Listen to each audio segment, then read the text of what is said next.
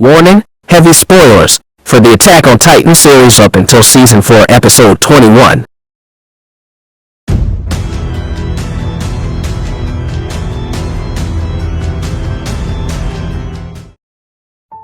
Eren Yeager.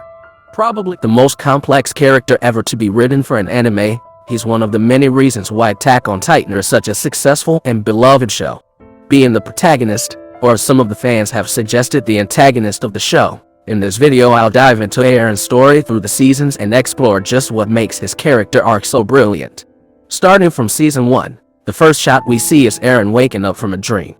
Further throughout the first episode we get acquainted with Eren and can quickly realize that unlike other anime protagonists who are usually portrayed as charismatic and strong individuals, Eren is not at all like that.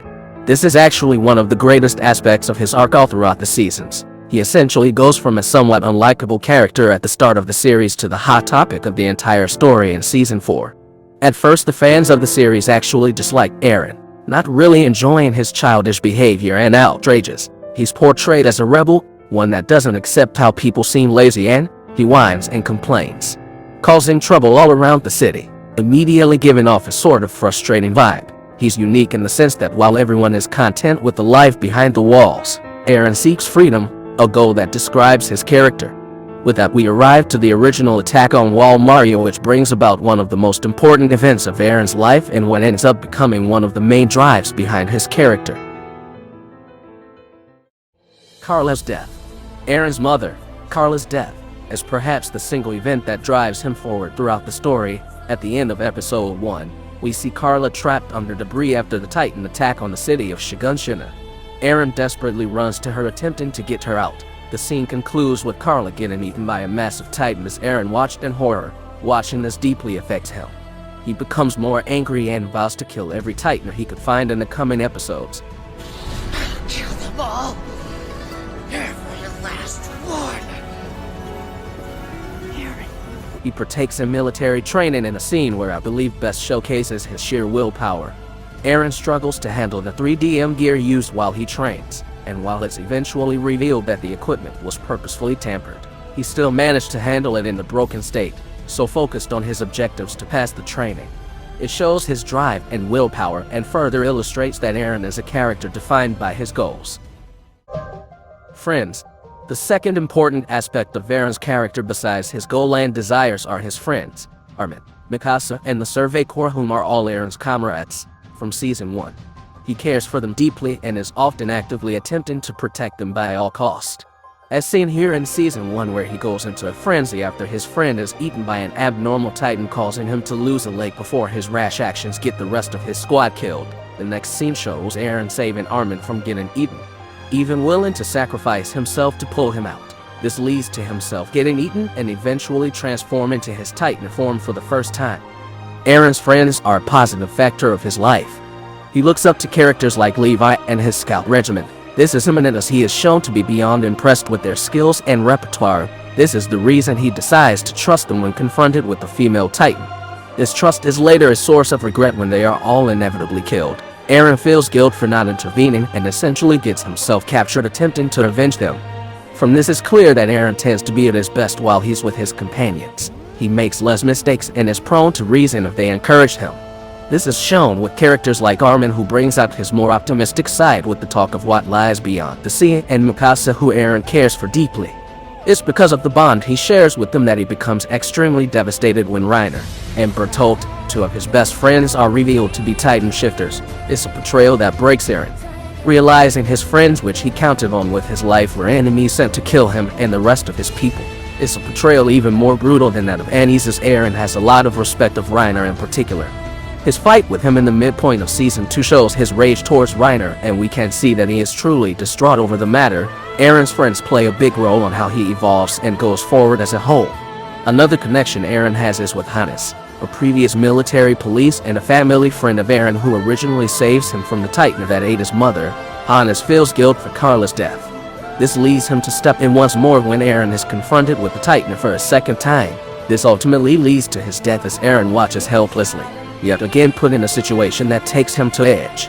Eren watches as Hannes gets eaten by the same Titan, feeling the rage of the moment. This is a pivotal scene in the series as we find out that Eren has a unique ability to control the Titans. Hana's death further drives Eren forward.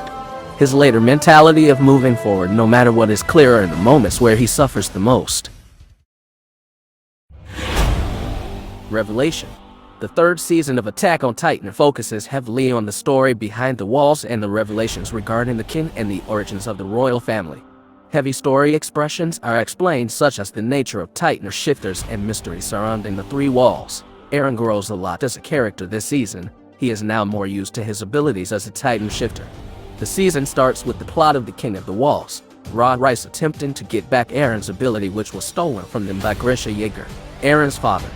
The storyline brings out the truth of everything as Eren finds out that the Titan he possesses is actually his father's. He is taken to an underground chapel where Reiss tries to have his daughter, Historia, eat Eren and regain the founding Titan. Initially, Eren believes him and accepts his fate as he begs Historia to save everyone, only realizing the flaw of that plan when he is told of the bind that the royal bloodline has regarding the Titans. There are far too much detail to be discussed further for this season, yet essentially for Eren, his goals and ideals get more and more challenged while he fights his old comrades, Reiner and Bertolt. Eren, however, overcomes his previous attachment with them and manages to take down the colossal Titan, the same Titan responsible for his mother's death as he was the one who initiated the attack. The endpoint of Season 3 brings the biggest revelation yet, with the characters learning of the existence of another civilization beyond the seas. They find Grisha's notes which describe everything in detail as Eren now realizes who the true enemies are, the ones who sent Reiner and the rest of the warriors to wipe them out.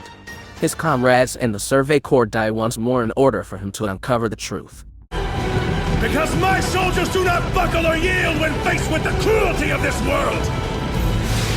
My soldiers push forward!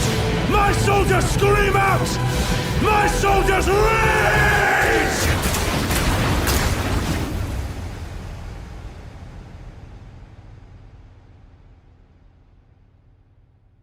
Which leads him to learning everything about his father and what they faced. The battle ends in their first victory, yet Eren is now different. Something prevalent and more explained in Season 4. The ending shot of Season 3 is a character-defining moment when everyone gathers on the beach for the first time ever, and are all amazed while Eren simply watches, wondering if they truly be free if they killed everyone over the seas. This is a crucial line. It shows Eren's uncertainty regarding his goal. He wants to be free, yet is unsure how to achieve that freedom, leading to the most shocking part of his story. Eren's freedom. For all intents and purposes, Eren Yeager's character is one who seeks freedom above all else.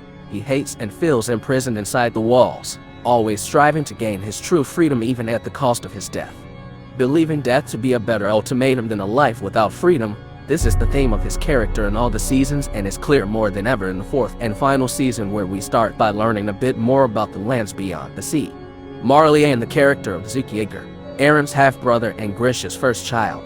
In many ways, Zeke is the opposite of Eren, feeling guilt for people regarding the cruel history of the Eldian Empire, where Titans originated from, and believes that a plan to euthanize all of the Eldians is the best solution at hand. Eren, however, rejects this. He spends time with the ones he considers enemies and realizes that they too are simply human. At this point, as shown later in the season, Eren is becoming more distant, having viewed everything that would inevitably happen in the future as part of the Attack Titan's later revealed ability. In order to further understand his character after the time skip between seasons 3 and 4, we need to look at the conversation he has with Reiner just before the attack on Marley begins. Here Eren appears more cold and calculating. There's almost no sign of his previously rash action and personality. He doesn't show any rage but instead goes to have a conversation with Reiner. His character development reaches its peak during the scene as he explains to Reiner that the two are really the same. It's a complicated line which alludes back to Season 2 when Reiner had realized that the people of the island were not devils and simply wanted to live normal life. Yet despite this, he still launched another attack on Walrose, which is something he had to do as he was desperate for the idea of being a hero for Marley. Eren is much of the same. He came to Marley seeking enemies yet found himself sleeping under the same roof as his perceived enemies. In the sense, he does not want to launch an attack on Marley, but has to, as this is the only way he would achieve his freedom. This conversation ends with Eren saying he would always move forward. I'll just keep moving forward. Till I killed my enemies. Consider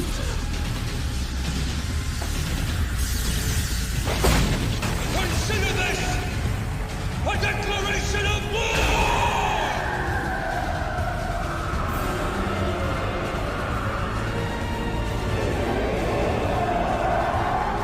Showcasing once more that this is his purpose. His character has now changed around his ideology. He no longer complains and acts irrational. Instead he plans, calculating everything and deceiving Zeke, whom in pursuit of his own euthanization plan joins him to save the world the only way he knows, yet ends up causing the very thing he hoped to avoid. The season progresses with Eren effectively gaining control over Paradise, with people now believing in his cause to the extent of dubbing themselves Yeagers. The case with the fandom is a similar matter. The fans who hated Eren now cheer him on as their favorite character. It's a level of development that's usually unseen within any form of TV show. As such, a drastic change in a character's personality could be seen as bad writing or simply inconsistent. Yet the creator of the show, Hajime Isayama, writes Eren in such a way that we ultimately understand him. The conclusion of his character's eventual development comes in the very last episodes of the series, where Eren and Zeke enter the path and he shows us that since childhood, he has always been the same. 俺は生まれた時から俺のままだ。 Seeking freedom and willing to take others if they attempted to take that freedom from him. With this goal, he sets everything up, influencing his father, Grisha, to murder the royal family, showing him memories leading up to the revelation of his plan, even physically convincing him to go through with it. In the scene, the previous founder, Frida Rice, denies helping Grisha, believing the Eldians to deserve everything happening to them. As seen next, Eren is furious. His anger is even felt by Grisha due to the Attack Titan's abilities. He persuades his father with the words which force him to carry out his wishes. 報いるために進み続けるんだ。死んでも死んだ後も。 Showing his raw determination. To achieve his goal, he breaks his chains in the next scene, further showing that determination. Everything he has been through until now evidently all leads to Eren being the only person understanding Ymir, the enslaved founder. In episode 21, he tells her that she is not a slave, nor is she a god. She is a person, convincing her to free her from her own chains and becoming a version of him herself, obsessed with freedom to the point that he becomes a slave to it. The imagery for which is shown in the ending part of every episode, with Eren portrayed inside of a cage, becoming the very thing he hated, starting the rumbling and moving to kill millions in the pursuit of his corrupted version of freedom. Eren's character could be the subject of debate in virtually every way, some condoning his actions while others condemn him for it.